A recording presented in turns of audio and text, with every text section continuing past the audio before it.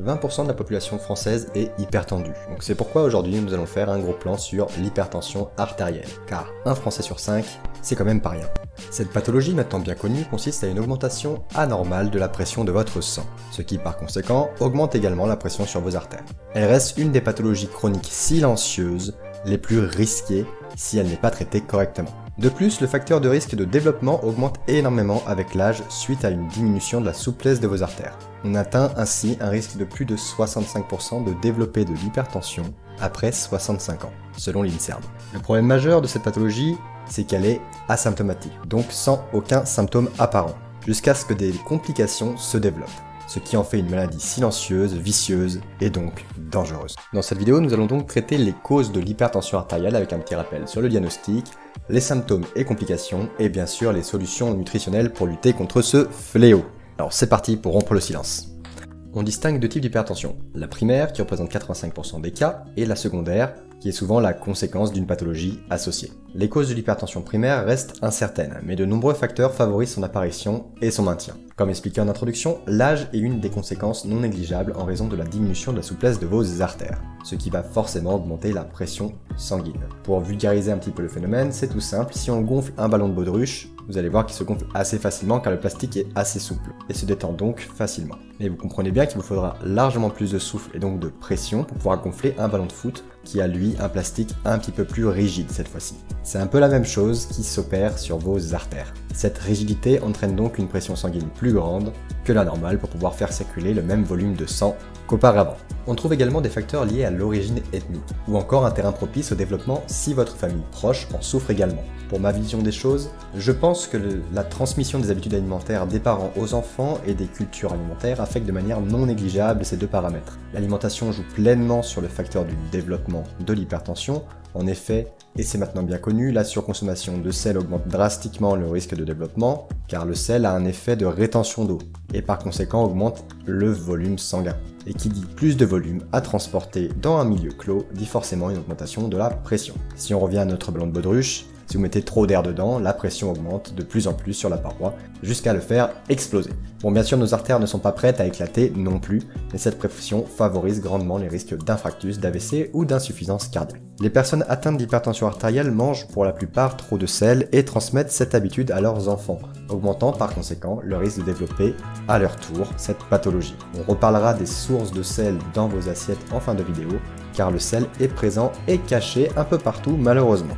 D'où l'importance d'être conscient de ce que vous mangez. On retrouve également des habitudes de consommation excessive en sel dans diverses cultures, comme la culture asiatique par exemple avec la consommation de sauce soja très salée et d'autres aliments extrêmement présents dans leur culture propre, expliquant la prévalence de cette pathologie dans ce genre de pays. D'autres causes sont également responsables de ces maux, comme la surconsommation d'alcool ou encore la surconsommation de réglisse. Ce dernier peut faire sourire car on se demande pourquoi nos rouleaux de réglisse pourraient entraîner une pathologie aussi grave, mais en réalité le réglisse contient une molécule qui stimule l'aldostérone, une hormone qui augmente le sel et diminue les réserves en potassium, créant donc un milieu parfait pour cette rétention d'eau et donc pour les risques d'hypertension. Bon, ne prenez pas peur non plus, une consommation ponctuelle ne vous fera pas de mal si vous n'êtes pas concerné par cette pathologie.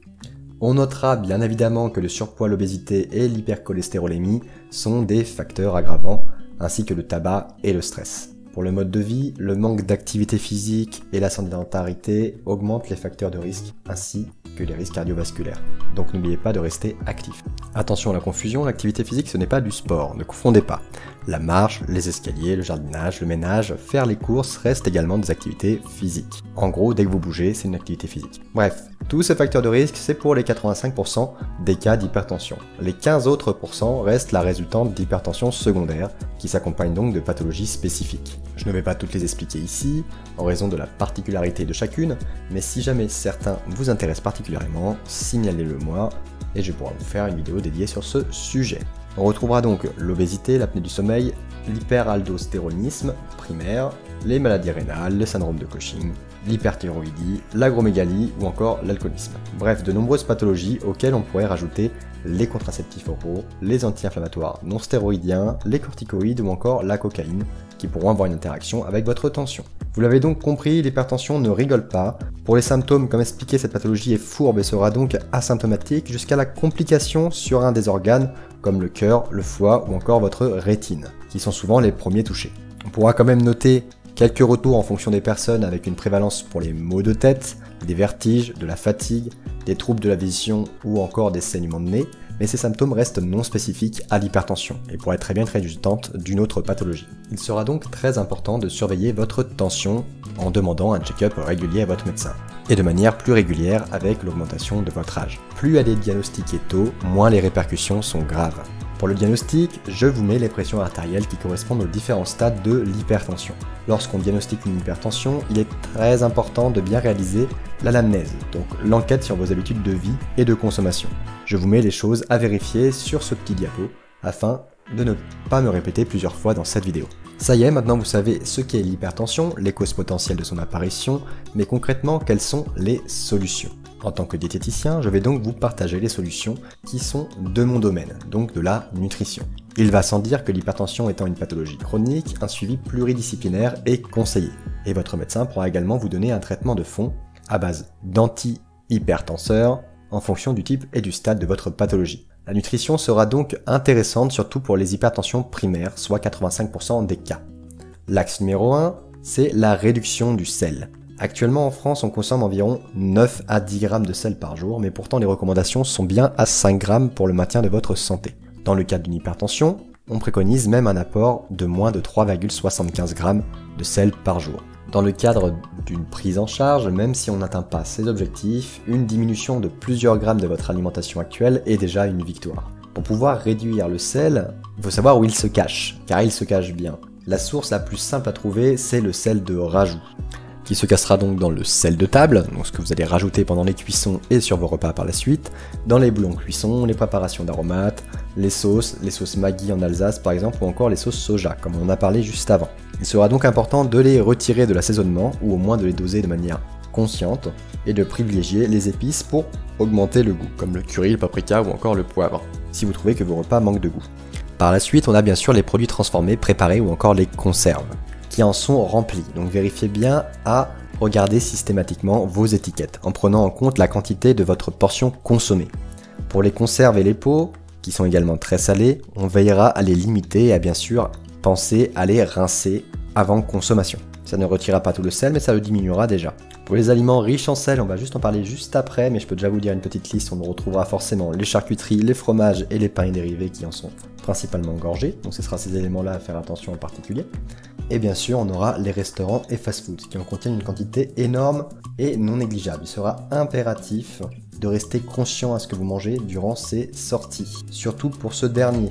Pour les restaurants, si vous avez la possibilité de demander une diminution du sel, n'hésitez pas. Certains restaurants prennent en compte ce genre de demande santé.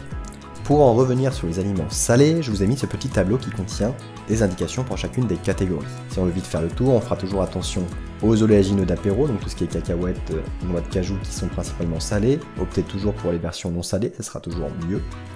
Pour les pommes de terre, les chips, les frites, les pommes dauphines, les pommes noisettes, les pommes duchesse, donc tout ce qui est préparé finalement sera riche en sel.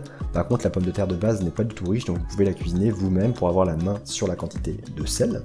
Pour les légumes, au moment pas le quoi de s'inquiéter, on fera juste attention aux produits séchés comme les tomates séchées ou encore tout ce qui va être en conserve comme vu juste avant, en particulier sur les sauces comme les concentrés de tomates ou ce genre de choses. Si vous prenez des produits congelés, vérifiez qu'ils ne soient pas déjà assaisonnés. Pour les produits céréaliers, dès qu'ils sont composés de plusieurs éléments, regardez toujours l'étiquette. Les gâteaux apéro, forcément, ça sera gorgé de sel. Tout ce qui est pâtes toutes prêtes, comme les pâtes à pizza ou ce genre de choses, seront également bien chargées. On retrouvera bien sûr le pain et tous les pains spéciaux, les crackers. On va également trouver pas mal dans tout ce qui est muesli ou ce genre de choses pour le matin. Donc vérifiez à choisir les quantités qui en contiennent le moins. Mais de manière générale, les glucides, si vous prenez des produits bruts, il n'y aura pas vraiment de soucis. Donc tout ce qui est riz, pâtes, boulgour, légumineuses, pommes de terre, et même du pain réduit en sel, ça existe. Pour tout ce qui est protéines animales, donc les viandes, poissons et œufs, on fera particulièrement attention aux charcuteries. Donc tout ce qui est jambon sec, saucisson, saucisse, jambon blanc, rosette, lardon, allumettes, chorizo, etc. La liste peut être extrêmement longue, mais également pour les poissons avec tout ce qui est anchois, morue, hareng, ou encore tout ce qui est fumé, comme les saumons fumés et les produits fumés en général. En respectant ces petites contraintes, finalement, vous allez réussir à vous épargner une grande quantité de sel, sans pour autant modifier énormément votre alimentation. Donc pour les VPO, pour finir ce sujet-là, on privilégiera toujours les produits bruts. Pour les produits laitiers, attention au fromage, ils sont très chargés, donc on a à peu près une quantité de 1,5 à 2 grammes en fonction de ce que vous allez choisir, soit à peu près 0,5 g par portion si vous respectez les 30 grammes. Je pense pas que tout le monde respecte 30 grammes.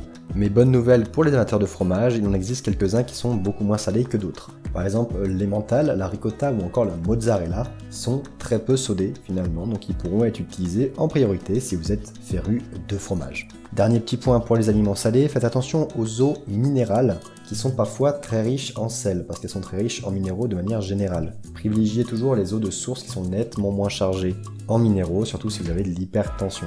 Donc tout ça, c'était pour l'axe 1 des solutions, donc la réduction du sel quotidien.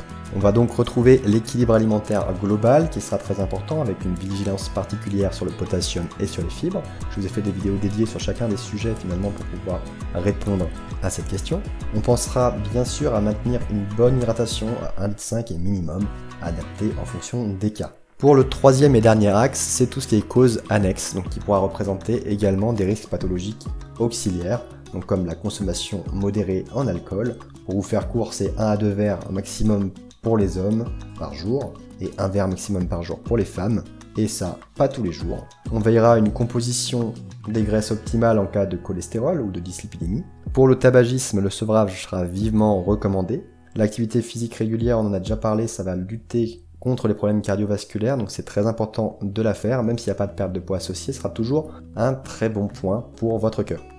Enfin, si on est en cas d'obésité ou même de surpoids, une perte de 7 à 10% de votre poids améliorera drastiquement le pronostic sur cette pathologie. On notera également que le sommeil, surtout le manque de sommeil, affecte énormément votre tension, donc un sommeil supérieur à 6 heures sera fortement recommandé pour limiter les risques d'apparition et de développement de stade. Et le dernier point, ça vaut pour énormément de pathologies, c'est la diminution du stress quotidien. C'est quelque chose de facile à dire, mais de compliqué à faire. Donc je vous encourage, si vous êtes extrêmement stressé, de faire le point avec un professionnel de ce secteur. Donc voilà pour les petites solutions nutritionnelles.